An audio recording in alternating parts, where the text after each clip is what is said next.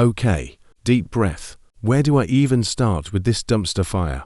How do you begin to explain that the person you trusted most, the woman you built a life with, meticulously constructed a parallel reality where you were nothing but a convenient placeholder? It wasn't a drunken mistake or a fleeting moment of weakness. This was calculated, cold, orchestrated over months, using the one thing I thought was sacred, her career, the perfect cover. Fake business trips. Yeah, sounds like a click ripped straight from a bad Lifetime movie, right? Except it wasn't. It was my fucking life, unraveling thread by agonizing thread, while Emily packed her tasteful carry-on and kissed me goodbye with lips that tasted like betrayal. My name's George, and Emily was my everything. For 12 years, we met in college, two awkward kids stumbling through econ lectures and cheap beer. She was whip-smart, ambitious, with this laugh that could cut through the densest fog of student angst. I was steady, reliable. Also, I thought, we built something good, not flashy, but solid. A nice house in a decent suburb. Careers that were humming along, hers in corporate marketing, mine in architectural design. We talked about kids, eventually. We had the comfortable rhythm of a long-term marriage. Friday night takeout, Sunday morning crossword battles, vacations that were more about relaxation than adrenaline. I thought it was contentment. Turns out, for Emily, it was a cage. A comfortable, predictable cage she meticulously picked the lock of. It started subtly, so fucking subtle I almost admire the craftsmanship, if it wasn't tearing me apart. Maybe a year ago, the conferences began ramping up. Emily had always traveled occasionally for work, regional meetings, client pitches, maybe one or two bigger industry events a year. Standard stuff. She'd come back tired, maybe a little wired from the pressure, full of stories about awkward networking dinners and mediocre hotel coffee. Normal. Then the frequency changed. Quarterly became bi-monthly, then, seemingly, monthly. This new initiative, George, she'd sigh, scrolling through her phone, her brow furrowed in that adorable way it always did when she was thinking hard. Corporate is pushing hard on this regional rollout. It's intense. She'd rattle off acronyms and project names that sounded plausible enough. Synergy Summit, Market Pulse Forum, Horizon 2025 Strategy Session, all held conveniently in cities just far enough away to justify a weekend stay. Chicago, Boston, Nashville, Denver. Always Friday morning to Sunday evening. Always leaving just early enough to beat the traffic or get settled before the first session, and returning late enough on Sunday to be exhausted and needing a quiet evening. I didn't question it. Not at first. Why would I? Her career was demanding. She was ambitious. I was proud of her. I'd kiss her goodbye at the door, wave as her Uber pulled away, and settle into my weekend routine. Catching up on work, maybe meeting buddies for a beer, tackling the neglected garage. The house felt emptier, sure, but it was temporary. Part of the grind. I'd text her, landed safe. She'd reply, just touched down. Crazy busy schedule ahead. Miss you. With a heart emoji. Always the heart emoji. The first tiny splinter of doubt. It was stupid, really. Insignificant. She came back from a brand innovation boot camp in Atlanta. Looked great. Rested, almost glowing. Bought me a tacky t-shirt from the airport. We ordered sushi. She chatted about the sessions, the keynotes, the amazing energy. Normal. Later, in bed, I reached for her. It had been a week, after all. She flinched, just a tiny, almost imperceptible recoil, then covered it with a yawn. Oh, baby. Wiped. That red eye was brutal. Can we tomorrow? I felt a flicker of something. Rejection, mostly, but also a weird disconnect. She looked energized, not wiped. But hey, travel is weird. Jet lag hits people differently. I chalked it up to nothing. Then came the little inconsistencies, the details that started refusing to line up. She'd tell me about a fascinating presentation on digital engagement metrics over dinner on Friday before leaving.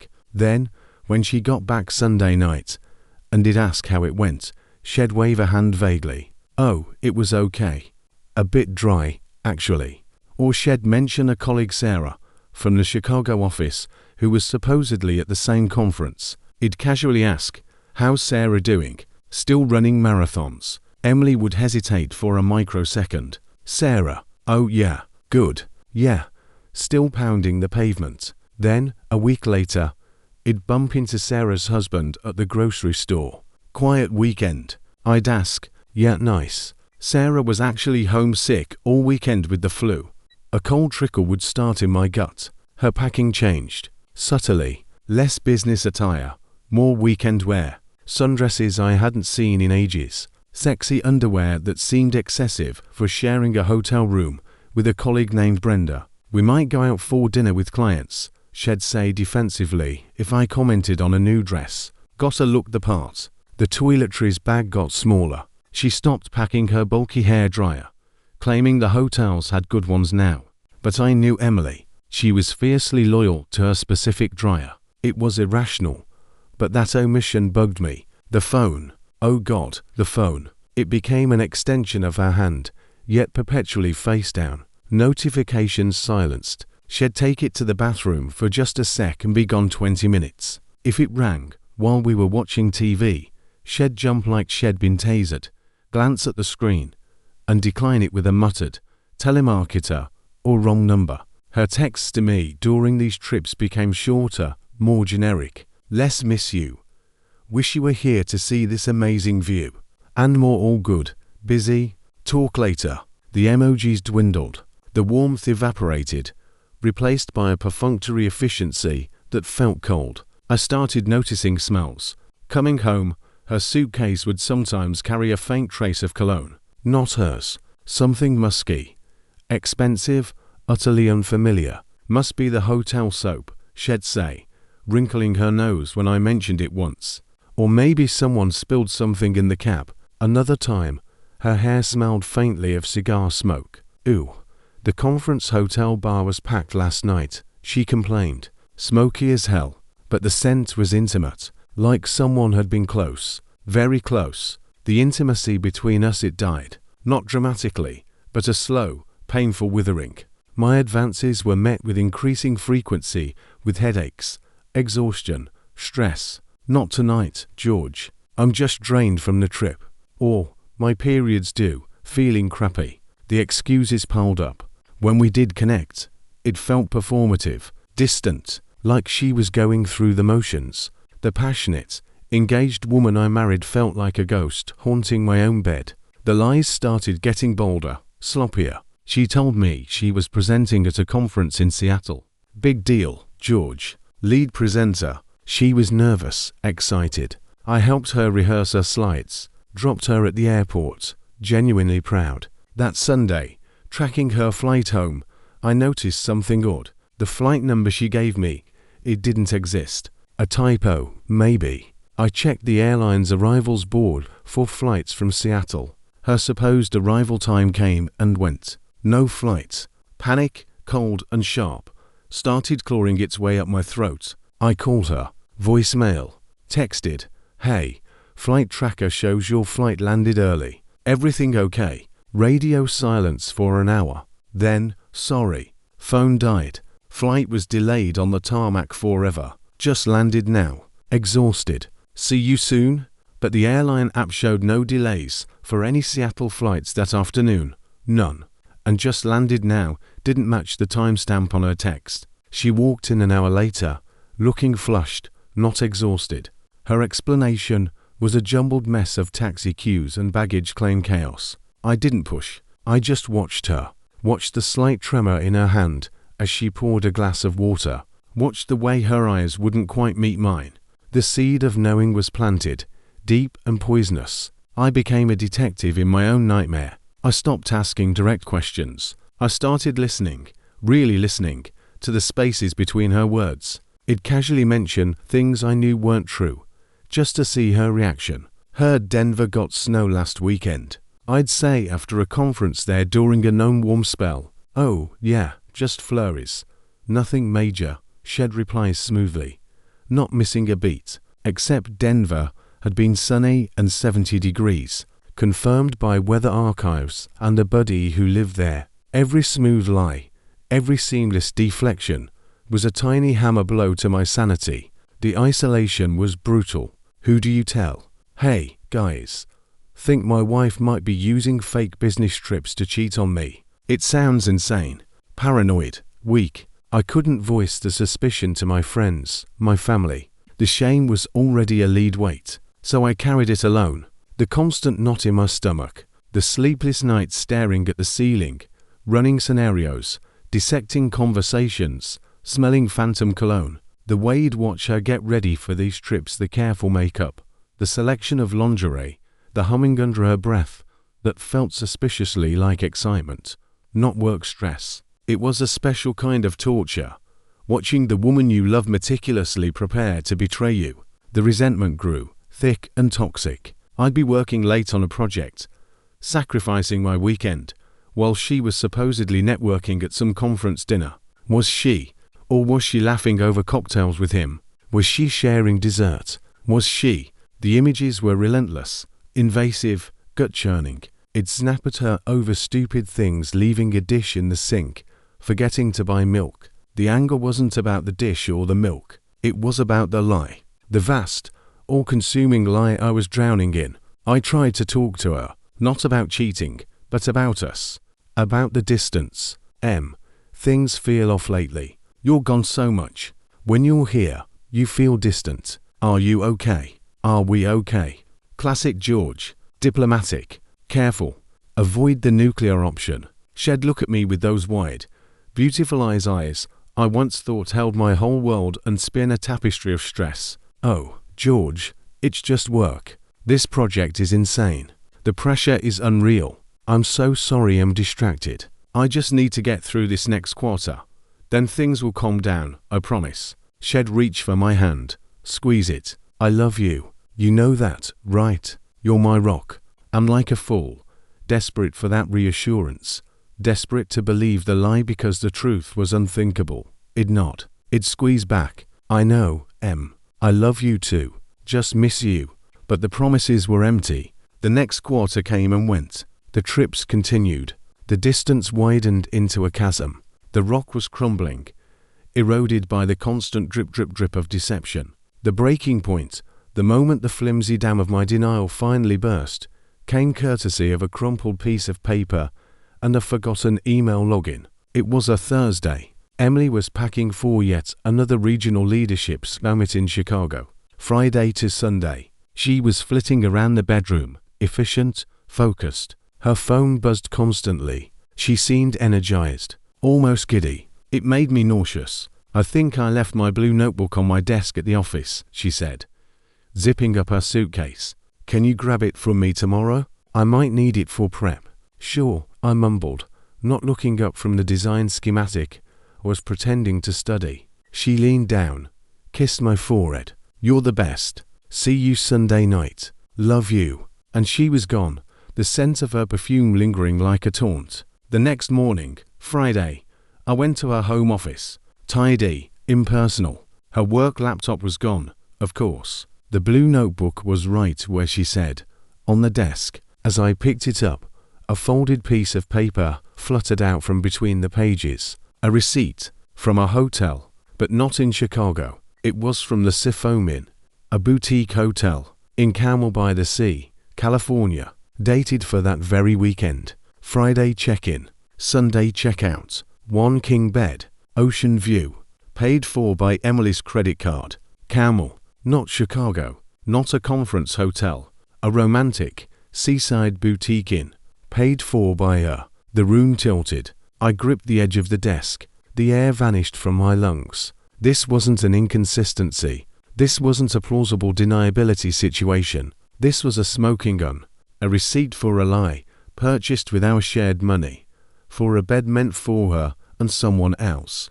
The cold trickle in my gut became an Arctic flood. Rage, white-hot and blinding, wild with a crushing, suffocating grief. I felt physically ill. I stared at the receipt.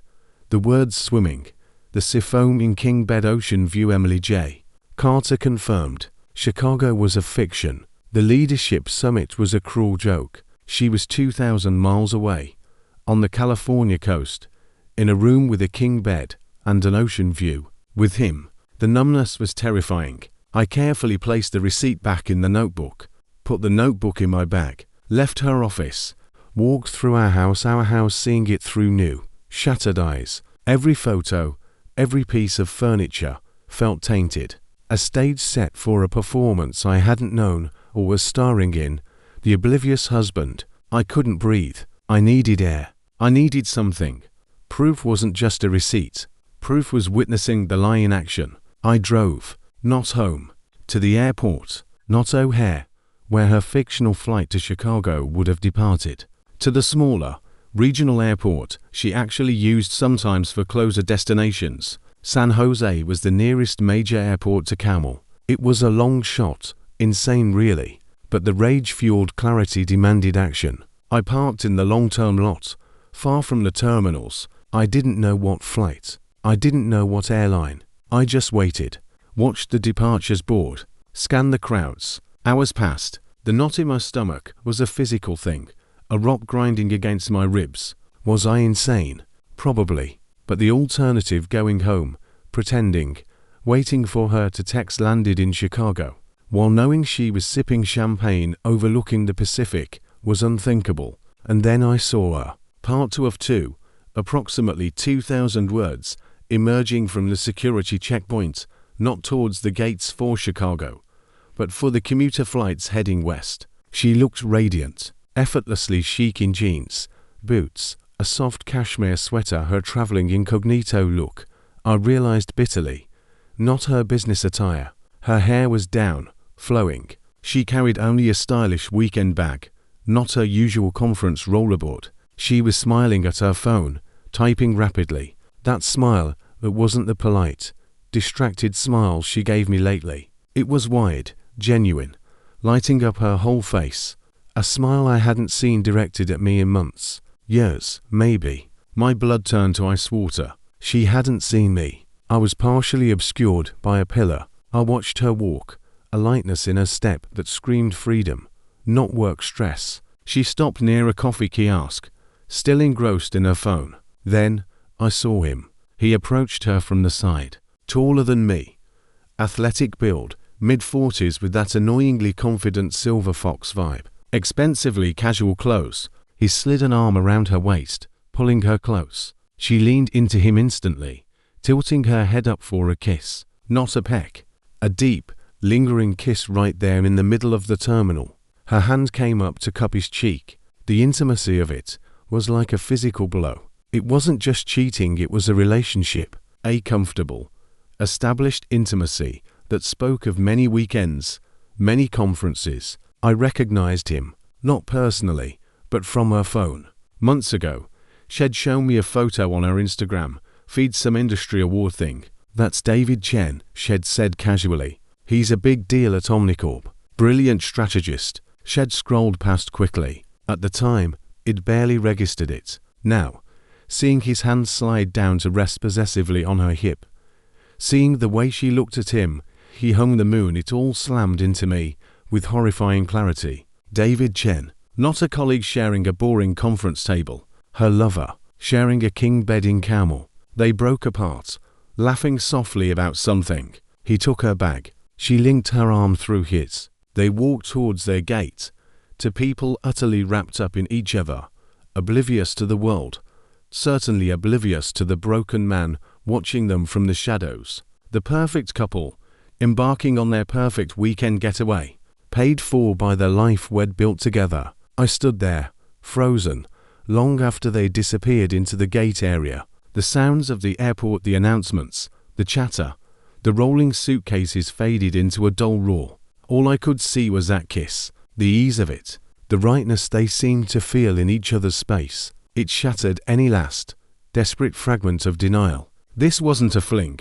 This wasn't a mistake. This was a second life. A life where I didn't exist. The drive home was a blur. White-knuckled, heart pounding like a jackhammer against my ribs. Rage-wired with a profound, debilitating grief. The images replayed on a loop. The kiss, the smile, the receipt, the king bed, the fake conferences, the fabricated stress, the rejection, the lies, the sheer, calculated effort she'd put into deceiving me. Every goodbye kiss felt like a brand. Every I love you a mockery. I walked into our empty, silent house. It didn't feel like home anymore. It felt like a crime scene. I went straight to her office. Not for the receipt, I had that image burned into my brain. I went for her laptop. She had a personal one she sometimes used.